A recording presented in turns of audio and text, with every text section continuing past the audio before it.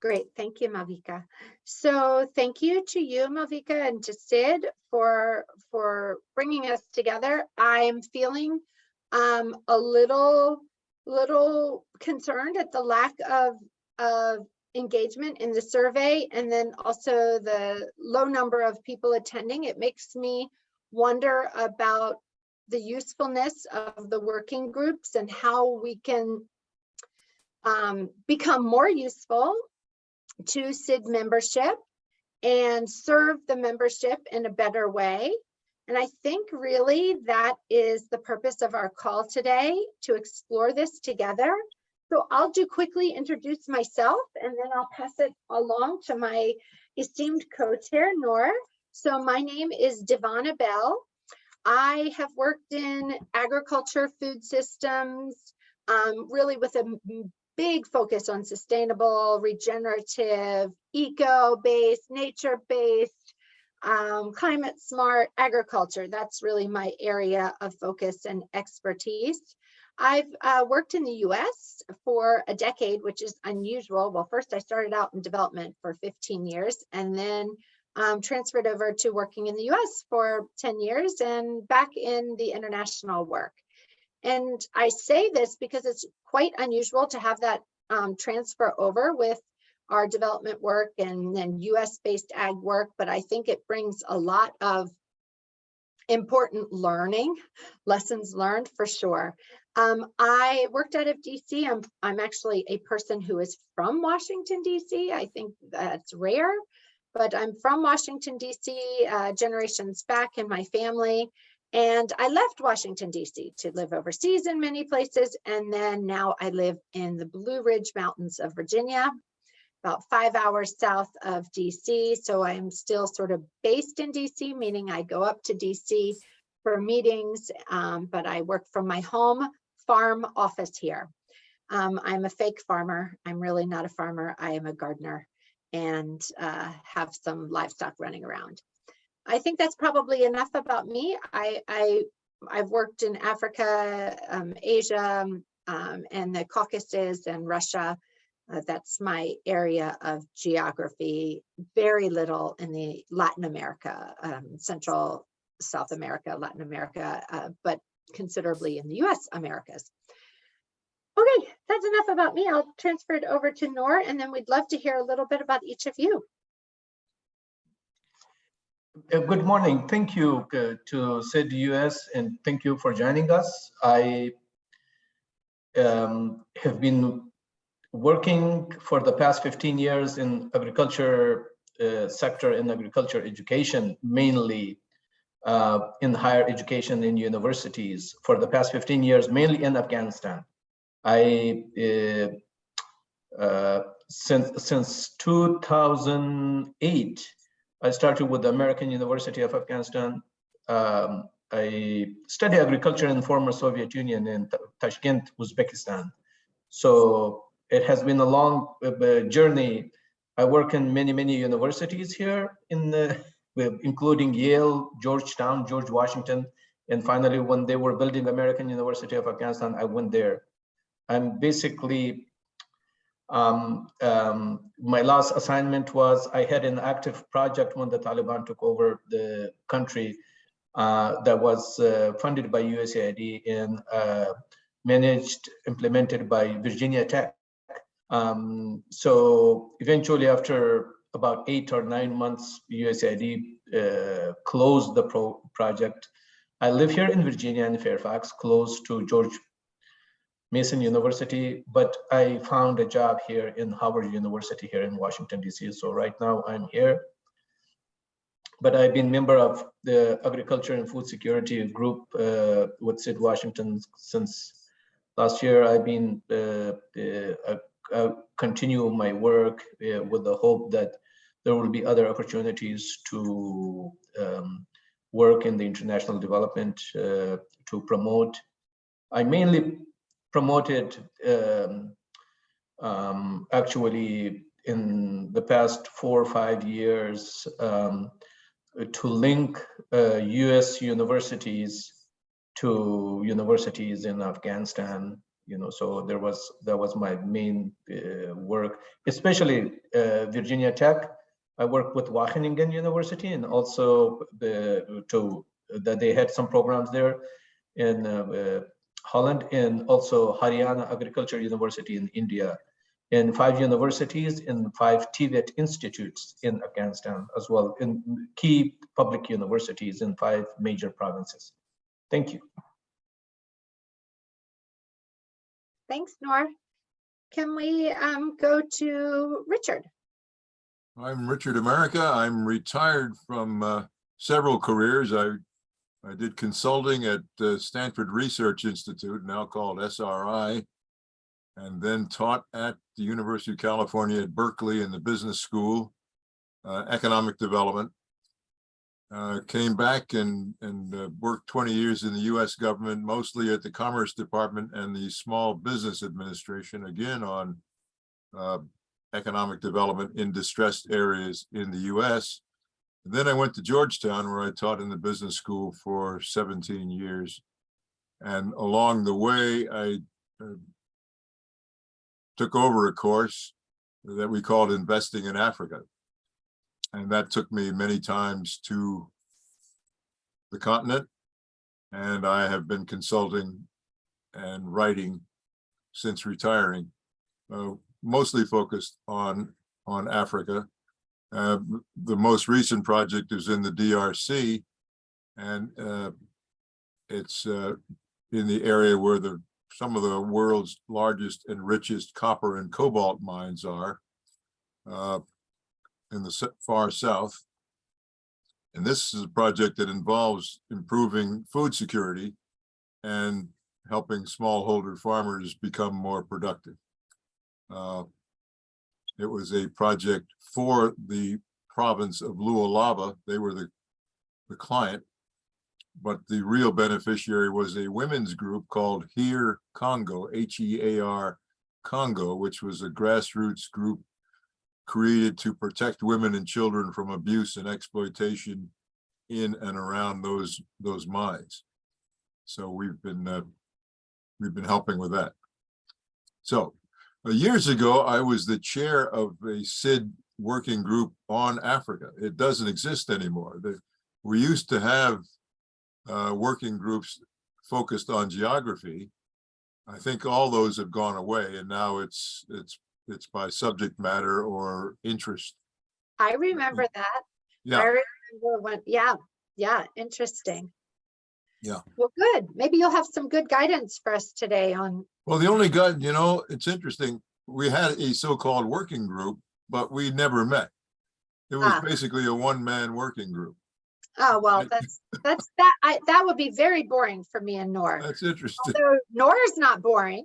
Well, it actually, I think we produced a series of, there was no Zoom in those days. This is the early 2000s.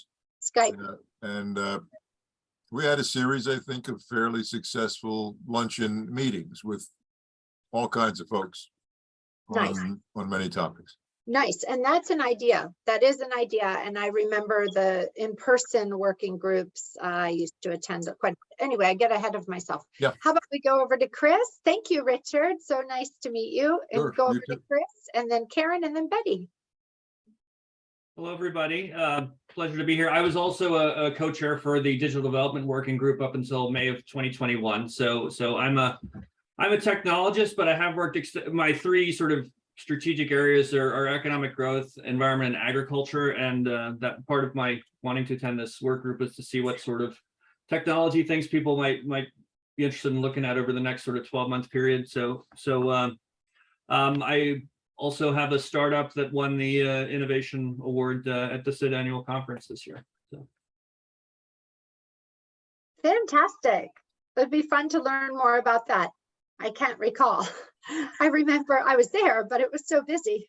So I don't remember I don't remember the details about it. It was with cows. Okay. Well, nice to meet you. Are you with a certain organization, or are you a consultant? Yeah, I'm with a Native American company called Ogima.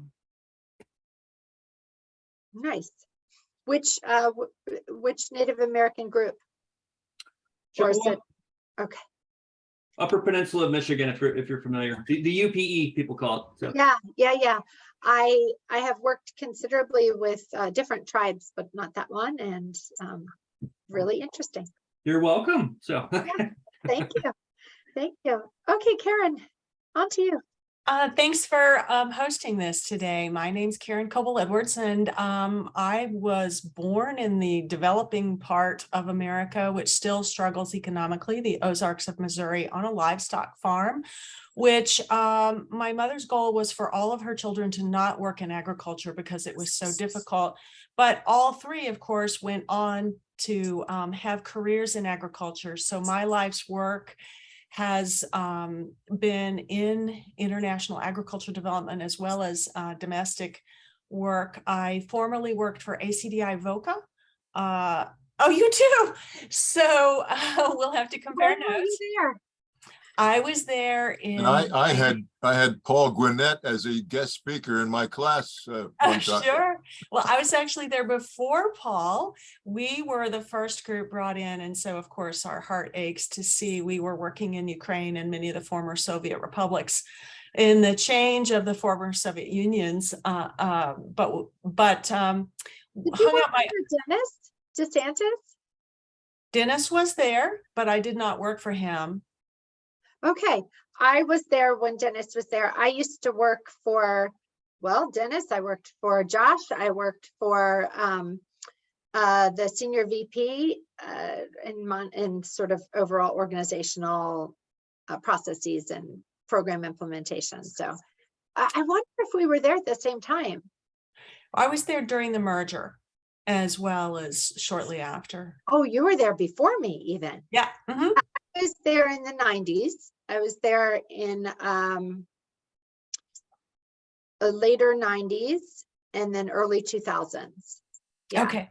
We probably would have crossed a little bit, but I did hang out my own shingle, and hence I have been working for the last 2 decades, actually more. One of my first clients for my consulting firm was the World Initiative for Soy and Human Health, which is why soybeans are in my background. In fact, our team is at the World Food Prize today. So that might have contributed to the low turnout today. It's just that a lot is going on in Des Moines. But appreciate you having this.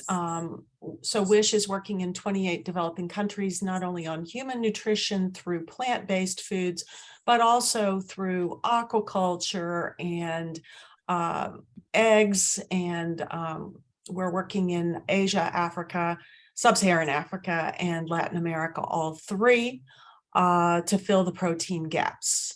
And in fact, I was in Cambodia in June to look at our big aquaculture project, which is pretty interesting with climate change resilience and more. But also just from a domestic side, I do work with manufacturers across actually across the globe who are displacing petroleum and harsh chemicals in their products with plant-based materials. For example, Goodyear Tire has now displaced 60% of the petroleum in their entire tires by using soybean oil. I was just down in North Carolina where they are using a soy-based adhesive to replace formaldehyde in plywood. So this has been a really we have a partnership with the American Lung Association. And I live, Noor, obviously not very far from you. So in Fairfax County, Virginia, live there. And so that's probably enough about me. I was thinking you were in the middle of farmland. All of the farmers that I know like to claim that this is their field because you don't see weeds in this field. Yeah, that's and as you know, weed control is a big issue. My land down on the farm in the Ozarks is still is being used for organic cattle production. But brush and weed management is a big issue, as you know. the issue, especially organic, because if it's not organic, you can spray the hell out of it. But and even still, you've got massive weed challenges. Yeah, the neighbors call and complain. Yeah, but you know, I think it's healthier for all. Okay, Betty, we are happy to have you here. Welcome, and we'd love to hear you introduce yourself and tell us a little bit about you. Well, thank you for having me. I was expecting a larger group. And this is really my first time interacting with SID. I was introduced to SID by John Glover. John Glover is currently the executive director for Purdue Applied Research Institute, Global Development Innovation here at Purdue University. So needless to say, I'm based here at Purdue University. And I have worked in the area of food security for a long time.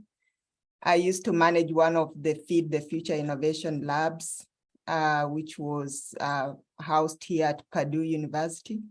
But currently I'm working for another USAID program. It's called Laser Pulse. It's funded out of the DDI, Development, Democracy and Innovation Bureau, the Innovation and Technology Research Hub. And we do a lot of programming throughout in all USAID partner countries.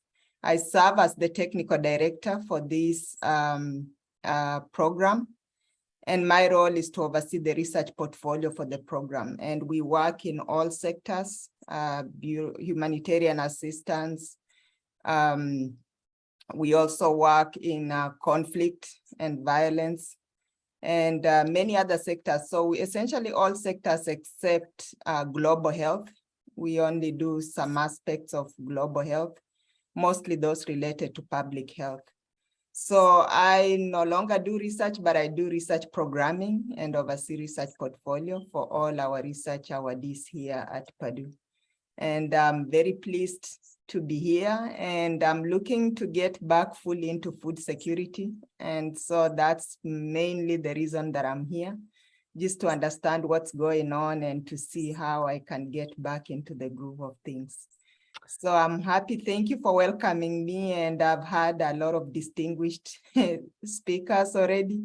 So I really look forward to learning from you all. Over to you. I can just say, Betty, you did great work when you were working with WISH program at Purdue. And so let's reconnect over that. Oh, wonderful. So good to hear. Yeah. And I know a lot of people have transitioned from WISH. So thank you. I look forward to reconnecting with WISH again. I have applied to a grant for Kabul University in Afghanistan to Laser Pulse. Yes. There was a grant that we did communicate, exchange emails, getting USAID's support letter to apply through my program when I was working back then there. Oh, wonderful. Welcome. Yeah, I remember that. It's been a very competitive process, and we had a whole lot of good proposals, but we could only fund so many. So thank you for participating, and hopefully there'll be other opportunities in the near future. So welcome, Betty. And I'm excited to say that Heifer Nepal is a Laser Pulse grantee, and I didn't mention the organization that I'm with. I am Director of Programs and Business Development for the Asia team at Heifer International. I work considerably with Heifer Nepal, also Bangladesh, Cambodia, and India. Before that, I was with Winrock. Before that, I was with HDI VOCA, and then I also ran a program in the US called ATRA, and we did a lot with USDA. So Paul, welcome. We have a very small group today. We're just in introductions, and then we're going to move on to what we see can be the value of this working group, how it can best serve SID and the working group specific members in food security and agriculture. We definitely want to do some brainstorming there, but we'd love to meet you and hear about you, and then we'll move on to the specifics on our topic today. Okay, thank you. I'll be appropriately short, I hope. I'm an agricultural engineer by training, and a few years ago, my career decisions led me to the fellowship in the State Department Office of Global Food Security, where that's a diplomatic office that supports Feed the Future. And since then, I'm basically retired. And one reason that I'm tuning in today is that I'm just over the past few months, I've gotten involved with a George Washington University group that started a relationship with Ukraine on water resources in agriculture, sustainability of water resources in agriculture. And then the conflict came, the war came. And that relationship is still going, it's still being kept alive. And now I'm learning about an entity in Ukraine that is in a position to support the agricultural industry in the midst of this crisis and anticipating recovery. So I'm tuning in to see what the level of interest is here, and just for the sake of, even if you just want to be kept informed about what's going on, what my perspective is not very huge, but if you'd like to be kept informed about what we're doing, I can tune in and report out occasionally. Paul, where were you before the Department of State Fellowship? I was working at different consulting firms in the DC area. I also did a farmer to farmer stint with Winrock. I know your name, and I worked on farmer to farmer for years at ACI Avoca, and then I worked for Winrock for years. That may be it. So I was just trying to place you. Yeah, well, I took a 2-week trip to Plateau State in Nigeria. Great, that's great. I know the farm to farmer program isn't looked at as huge high impact, but I actually believe it's a very important program, and it's a lovely program. I had so much fun running it. It might be the most fun. I mean, I've enjoyed my career. I really feel very, very fortunate and blessed to have had such an amazing career, but I think farmer to farmer is the most fun I've ever had. I think I'm with you. Even though the tours are very short, it was helpful to me. I was disabused of certain assumptions about what what the needs were in the field in that particular place. And so for whatever it's worth, I came away with some helpful connections and a new appreciation that all solutions are local. Yeah, yes, I so agree. So let's jump in. We have about half our time left, and really want to hear from everybody who's engaged today, and hope to figure out how we can engage more with the amazing membership at SID and have an active working group. And please keep that in the forefront of your mind throughout these discussions, so that at the end we can make some propositions for how to move forward in a way that actively engages our membership in our working group, in a way that moves our collective work forward for more success and impact. Okay, so we sent out a survey that did not get a lot of input, but let me share the input that it did get, because we'd had some people that took their time to answer the questions, and there's some interesting information in here, and I think it's a starting place for us. And Nora, please stop me if you'd like to jump in here or take on any piece of this. I'm just marching forward here.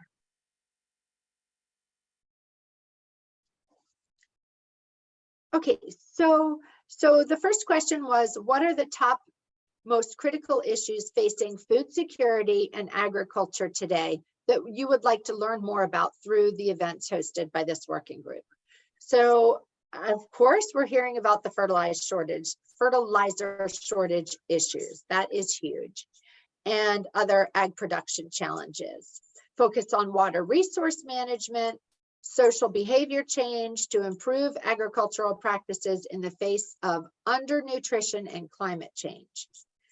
De-risking agriculture in general and agroecology in particular. More climate smart agriculture. Well, these people I didn't pay them to write all this. Climate resilience, protein gaps, and finance. So that's the input we received. So we asked for what other experts do you suggest that we can contact regarding speaking to the working group. We can talk about those. We asked for what are the most pressing issue that your organization is facing. So let me jump to that in regards to their food security and agriculture work. And then we asked for speakers to speak to those issues as well. So I think we'll hold on the speakers for a minute and we'll go to the issues, and then let's us together brainstorm on the issues. So again, the fertilizer shortage is what's been very pressing for organizations that are working within food security and agriculture. Inclusion of women and youth into profitable agriculture and food systems. Building resilience of food insecure populations. Soil protection and health. True food cost accounting, that's such a big one. Decent jobs in agriculture. And irrelevant public policies that are actually harming progress. Funding limitations compared to challenges. Okay, so that's the input we received on the issues. Let's brainstorm here together, talking about these issues, adding to them. What is it? How can SID's Food Security and Agriculture Working Group best serve the membership in taking on these critical issues? And I just opened the floor. I was curious if anybody talked to Mark or any of the prior co-chairs to see if they had lessons learned from the previous stints. So I'm a new work group chair. Nor has been around longer than me. So I would love that guidance from Sid, from Malvika and others on who were the previous co-chairs to engage with. And that would be very helpful. So who can you elaborate Mark on? Castellino. He's wonderful and really smart. And I know he worked hard. So it'd be interesting. I think addition. Hold on, Karen. I'm sorry, Malvika. Oh, I was just going to mention the other co-chair with Mark was Sabrina Ambergy with ACD-Avoca. Sabrina was from ACD-Avoca. And I think Sabrina and you had some overlap more. You overlap. I can get you in touch with Mark and Sabrina as well. That'd be great. I think something too is my sense is that networking draws the biggest. I mean, networking focused on agriculture. The way I looked at the questions, it was sort of directed, at least my perception was it was directing me to sort of technical response about issues. And I think that was a good approach. I think it might also be interesting to know how high. My hunch says networking is a real high priority for everybody. That's awesome. Great feedback. And so that would take the form of, so we're in this post-COVID, in COVID still, COVID phase of our world and our lifetime. And so what does that look like now? Do people enjoy the online networking? Should we be thinking about, I think now that things are opened up a little bit more, that the happy hours and the lunches or coffee teas, meetups would be very welcome. But what do others think of that? Well, luncheons with a speaker and a chance to mingle is always an effective format. That's great. At least once a quarter, something like that. You know, that's a good point. And somebody mentioned like the State Department, Office of Global Food Security, or even, you know, like people within USAID who are doing something like maybe even the pulse, what, or Rob Bertram on what the Feed the Future labs are doing, or what's next for maybe a what's next series for some of the folks. Oh, I like it. I've been really wanting to nail down Jerry Glover. And so I feel like he would be a great speaker and somebody that we could have. And depending on the size, it might be a nice, small, kind of more intimate gathering, but might not be, might end up being huge. In your survey, you mentioned something about financial constraints, that somebody raised the issue of, we need more money. Well, it might be helpful once or more than once to have somebody from a big foundation. There was for a while something called the African Grant Makers Affinity Group, AGAG, AGAG. And these were the 10 or 20 largest foundations working together. I think they operated for about 10 years, focusing on Africa. So somebody from Ford or Gates or,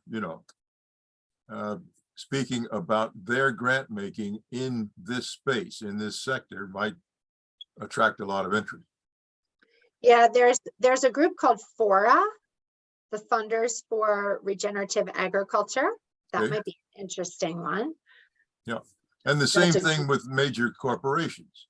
You might have John Deere or I've forgotten, there've been so many mergers, but DuPont and Monsanto. Corteva. Yeah, all those guys, the major, and even financial services, Citibank or JP Morgan, some of their agricultural specialists as speakers might be worthwhile. Oh, I love these ideas. They're great. Yeah, so just to jump into what people did recommend, they recommended Dr. Jessica Fanzu of, I'm guessing that's Johns Hopkins University, JHU, but I could be wrong, Climate Change and Food Systems, Dr. Karina Hawks, Inclusive Food Systems, Dr. Prabhu Pingali, Zero Carbon Food Systems. I'd love to learn more about that. The UN rapporteurs on right to food, updates from State Department as well as USAID, as we've mentioned. They asked for the experts at, I can never say this university, Wageningen. Thank you. I work with them, so that's why I know them. And their research, the 1 Acre Fund, practitioners at ACI VOCA. That's interesting to name out. Then they named out TechnoServe and Chemonics also. Egg Foundation or other similar foundations or national cooperatives. Pontifical Academy of Sciences, regional farmers federation bodies, and foundations that support food security and ag.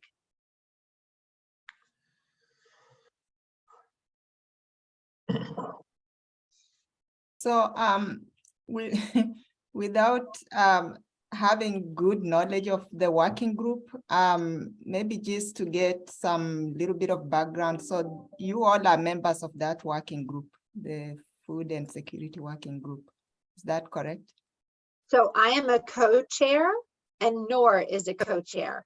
And we are wanting to figure out how to serve. So we're not quite sure about how to best communicate with the co-chair, or excuse me, with the members of this working group. Because, for example, at the annual conference, we attempted to say, hey, everybody that's coming to the annual conference, all of the food security and agriculture working group members, let's meet at this time. I think the message never got even through to people. We didn't have one person show up except for Nora or I. So we're feeling like there's not a very good way of getting our message out or that it's being seen. We're not quite sure, but we want to know what is the best way to serve the SID membership and advance all of our work together. That's the idea of having these working groups. And so we thought about having planning sessions, about brainstorming together, being participatory, certainly about speakers, and having networking meetings that also have speakers attending, so that it's got some informal time and a little bit more formal time, that there are learning opportunities. But this is why we're here today. We want to hear from you. Great, thank you. That's a very good update. So I think, just my own minor contribution, I did not look at the survey, my apologies. But just to say that, I know there was mention of bad policies from the technical side of things, because my contribution would be more from technical side of things. But I'm just wondering around the area of GMOs. I think America mentioned that he's worked on the African continent. I think that's a big issue because, hunger is a big deal on the continent of Africa. And there is opposition about GMOs. So I'm wondering, anything we can do as a working, or the working group can do to sort of, get the right information and help to inform policies and even behavioral aspects for consumers on the continent. I mean, it's a big thing, but I don't know specifically what could be done, but at least sensitizing people around GMOs and their safety and their use, especially on the continent of Africa. That's a big area that I've worked, actually, and it can be a very controversial topic.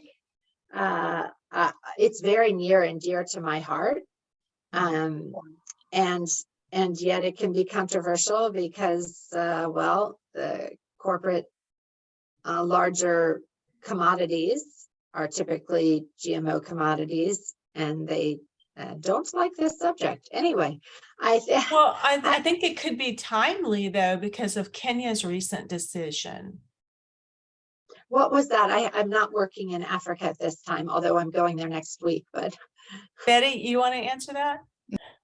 Yeah, so I don't have the full knowledge, but I know that Kenya has been open to GMOs, and there has been some working groups, I believe, that are working. And by the way, I'm from Kenya. So yeah, I think the issue has been around safety, and maybe Karen, please feel free to jump in, because I've been removed from food security for a while. But well, Kenya has just made a new announcement that they are opening up. Yeah. And USDA has a trade team going. We have some people on that trade team next week. Wonderful.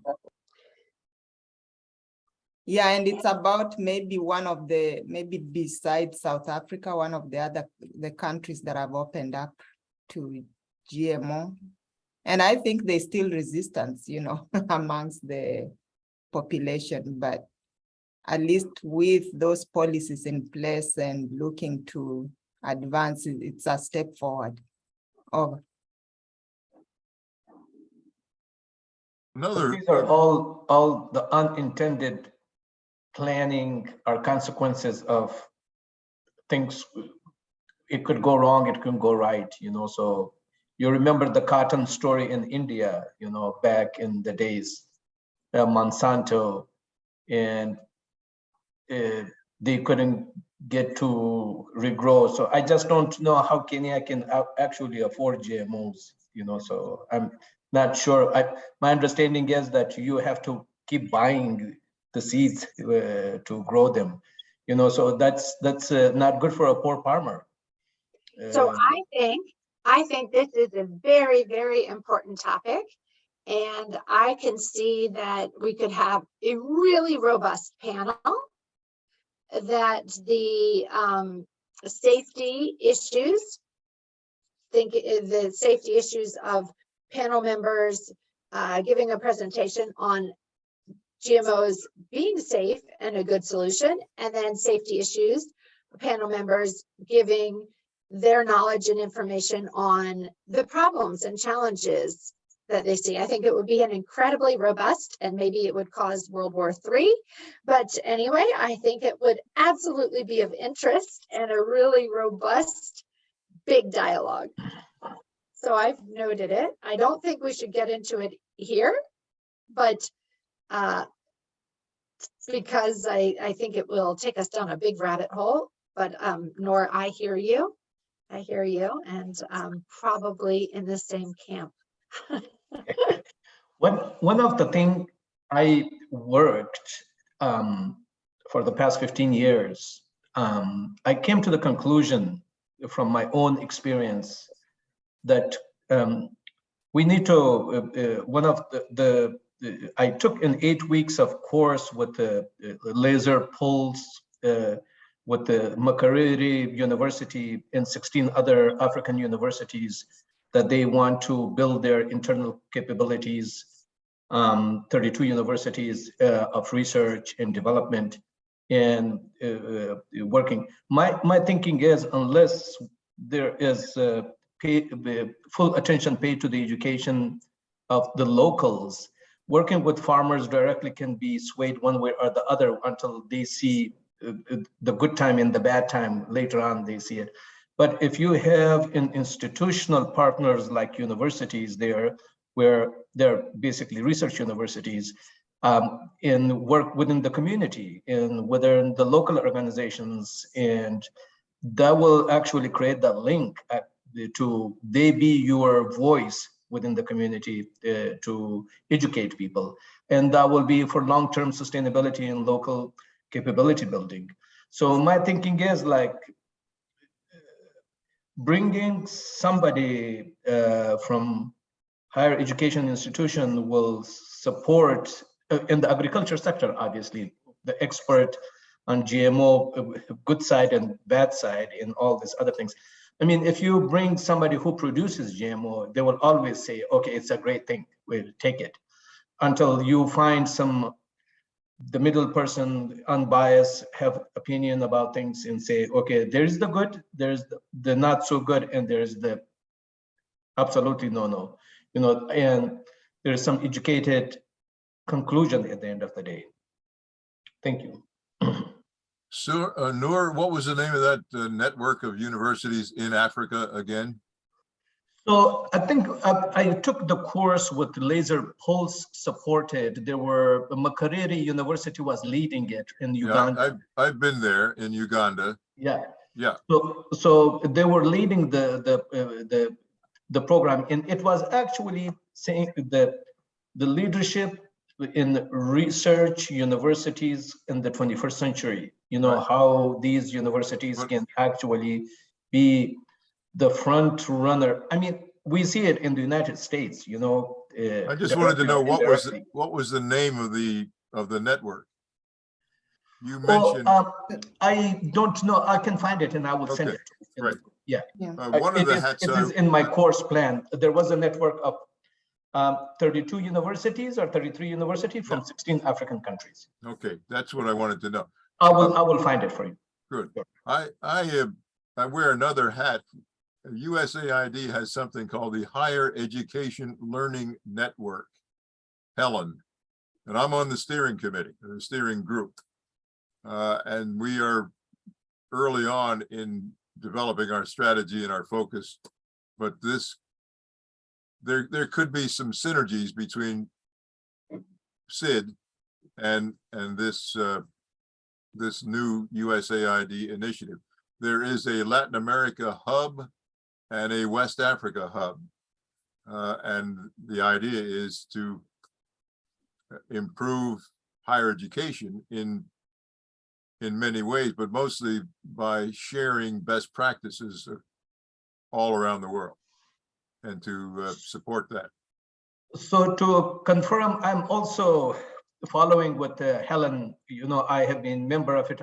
I reached out to Samantha Alves, and also who is leading it, and also Samantha Power, the current administrator. Yes. I reached out to her and wrote to her while she was a professor in Harvard University and told her that why is the USAID support to higher education institutions around the world to promote American style higher education or form of education in these countries. I told them there won't be no economic development or long-term sustainability or prosperity unless the people are educated locally, you know, so I think the investment should be there. I actually asked them to create a Central Asian hub of higher educational network hub. You know, so hopefully the time will come and they will create that one as well. Yep. Thank you. I helped to create something that's now up and running called the Association of African Business Schools. We formed in Accra, Ghana in 2005, and now they've got about 50 members. And the point obviously is to improve management education, business schools. And quality management is a cross-cutting issue in healthcare and food security and employment and financial services and everything else in every country. And weak management, public sector and private sector and NGOs for that matter, is a constraint on progress. And so if we improve the quality of management, everything else gets better. So that, I'm not sure how to connect that with what you're doing, except that the quality of management in the agriculture sector and all the related sectors, which includes transportation and finance and wholesaling and retailing, distribution, everything else. I'd be interested in a networking session specifically on what that group is doing. I think you're absolutely right. I didn't know about that group, but that's very interesting. Yeah. I also, some years ago, was able to get a grant from the Kellogg Foundation, which was very active in Southern Africa. They closed their shop there some years ago, but we formed a network of all the business schools in the SADC region, everybody from Tanzania and the DRC South, and we brought their deans into Johannesburg every year for a workshop on how to improve your business school, your curriculum, your faculty, your facilities, everything. And quite a few of those schools took those annual workshops and applied the lessons they learned, and especially in Zambia, the University of Lusaka, in Namibia, the University of Namibia, and several others really have been making great progress in the last 10 years. So management education to me is one of the keys to everything. So to confirm your statement, my experience is that majority for the past 20 years that I know of, a lot of emphasis was on academic and some on research, not a whole lot. But what lacks these universities is management and administration and good governance. I could not give universities money to do research or a grant, basically, because there is no grant systems, just like we established here. There is no, it's just like government-run institutions.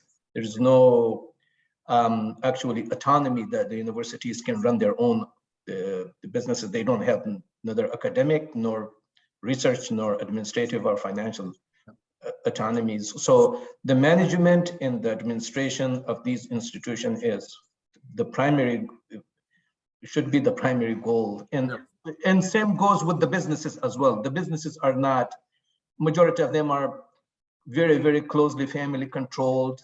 They're not corporate or structured because nobody trusts the next guy, so how are they going to do so? This is also important as well, to the management and administration of these organizations. Yeah. I would add that, within USAID, at least the program that I work for, there's the Higher Education Solutions Network.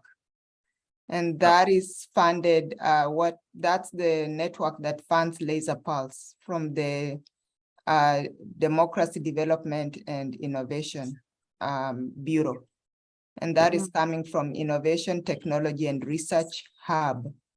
So this is part of what we are doing. We are helping because our goal is to support higher education institutions to help them to engage in research and research that can translate into policy and practice. So I would suggest we have Tikora Jones.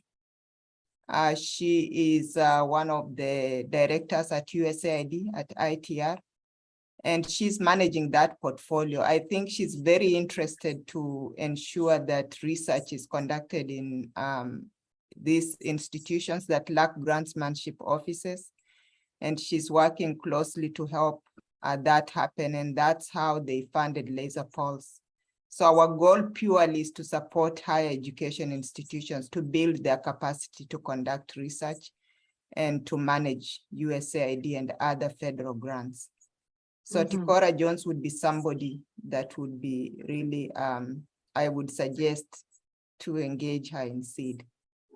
Thank you. Thank you so much. There's one last point that came out of the survey that I wanted to share.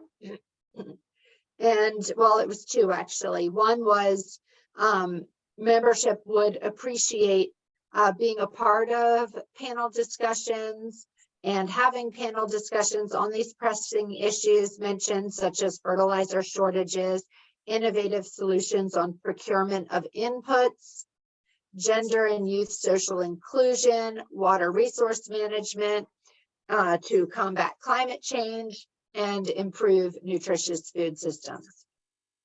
And another point that came up is case studies and disseminating the lessons learned and information that is directly relevant to the Food Security and Agriculture Working Group. And on that note, it's really interesting. When I joined Heifer, I was very interested in Heifer's approaches. Actually, Heifer is extremely locally led in their approaches. And I felt like that was a story that we needed to tell. And I ended up hiring a consultant who used to be my boss at Winrock International. She's this amazing PhD anthropologist who's worked for 40 some years all over, including Nepal, and Kati Warner, for those that may know her. And she did a really cool case study that we're putting through our communications office now and finalizing. And I think that's an example of a good talk. We could ask to see if Kati would be willing to give a talk about what she's found in her approaches and the overall field of development and locally led development, and invite others as well. I certainly wouldn't want it to be all about Heifer, but that could be locally led development is a big topic right now. And then I think we could look at other opportunities where others have had external consultants doing case studies. So it's got some rigor to it. I think that's a great idea. By the way, one of the problems in the food chain is spoilage and waste, as you know. Yeah. A lot of, and there's an organization here in town called Pyxera. Anybody know that? Pyxera. And they have, I believe, a lot of work going on on this particular aspect of the problem, how to better preserve the harvest, make sure that it's stored properly and distributed properly and doesn't go to waste between the field and the fork, as they say. And so we might have a whole session just as devoted to, again, it's a management issue, properly managing what might be adequate production, but it doesn't end up in people's stomachs because it gets lost. You know, that's a great point. And it also ties to the SDGs and climate change, because the food rotting, the food waste is a big issue. And so there could be, tying back to Devana's point, some local, we've worked with cold hubs in Nigeria. They have an innovative model. We learned about them through the Global Cold Chain Alliance based here in Virginia.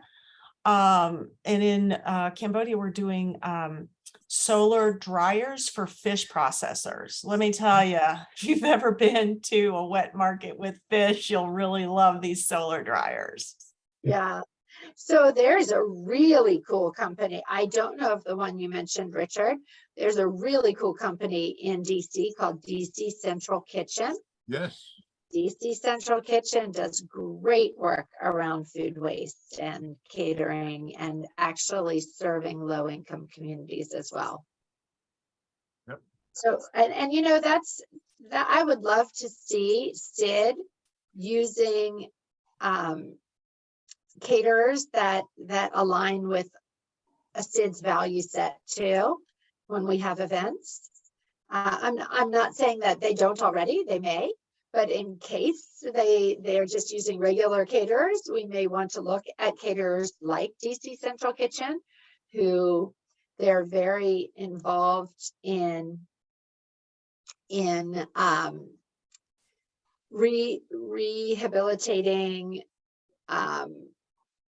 people that have had drug issues and have spent time in jail and using food waste. Their value set, they're amazing. No. They're really amazing. So anyway, just to throw that out there. Yeah, In no, other that's words, lots of a former wonderful idea. politicians. Yeah, very good. Excellent. Malvika, thank you for our time check. So I think we are just about at time. We have 2 minutes. I have been taking notes. I'm really grateful for all of these great ideas. Love the idea of speaking to the previous co-chairs to get more guidance. Really, it's not worth any of our time to run a working group that doesn't have any engagement. It's not interesting to me if we're not all coming together. And so to me, the whole point of this is for us to all come together to help further all of our work collectively. My success is your success. Your success is my success. It doesn't matter whether it's my organization, your organization, you know, we all are here in this work because we have a value set that believes in making a difference. I feel that this is true. And so in that case, then we want to collectively join together to make a difference. Can anyone who Ravi? cares to put up their contact, their email for Thank you, follow-up? Richard. I'm gonna note yours. Yeah, I was wondering if that could be a follow-up, if everyone agreed. I would love to have Yeah. a way to connect. I've already seen LinkedIn messages, so that's awesome, but emails are great too. So I also wonder about what is allowed at SID in terms of, I don't think that SID permits sharing of the working group's contact information. I'm not sure what's allowed. So I will say that we are a little, we do look at discretion when it comes to contacts, because we want to make sure that people who want their contact shared can have their contact shared. And that's one of the reasons why we kind of operate our LinkedIn group as like a two-way communication platform, because people can choose to join it if they want to have their contact shared. But I think Richard's idea about having your contacts in the chat is perfectly fine, because that just means that you have consented on getting, like your contact information to other people. So if you are, you're very welcome to do that. And what I can also do is save the chat and kind of just, send the chat as a transcript with our other information that I'll be sending out with this meeting as well. And so that way, anyone who has shared their contact will also have access to it after this meeting. So the Great. LinkedIn group, I'm so glad you brought that up, Malvika, because the LinkedIn group to me is not seeing much action, but maybe I'm missing it or something. But I tried to reach out to it. I tried to join it. I'm not a manager of it. I'm not sure. I can't recall. Somebody's a manager. I don't know who they are. So I will say that we are currently, it's been a slow process, mostly because again, we're a small team, but we are trying to kind of create the LinkedIn group, and I'll make sure to make you and Noor the managers of it as well. But we're also hoping to introduce a new position with the work group coaches, which is a work group associate, and it's a volunteer position that kind of works predominantly in the technology and like communications aspect. And so their role essentially will just be moderating the LinkedIn group, making sure it's active, making sure there's, you know, some kind of conversation happening at all times. And so I'll be in touch with the two of you to kind of discuss candidates that have applied for this role. But that's something that we are working and is in progress, and we are hoping to have this done by the end of the year. So yeah. And so I'm also hoping the Great LinkedIn group also idea. helps with like, and having this person in the position also will help with engagement on LinkedIn group and other social media platforms that we have as well. Awesome.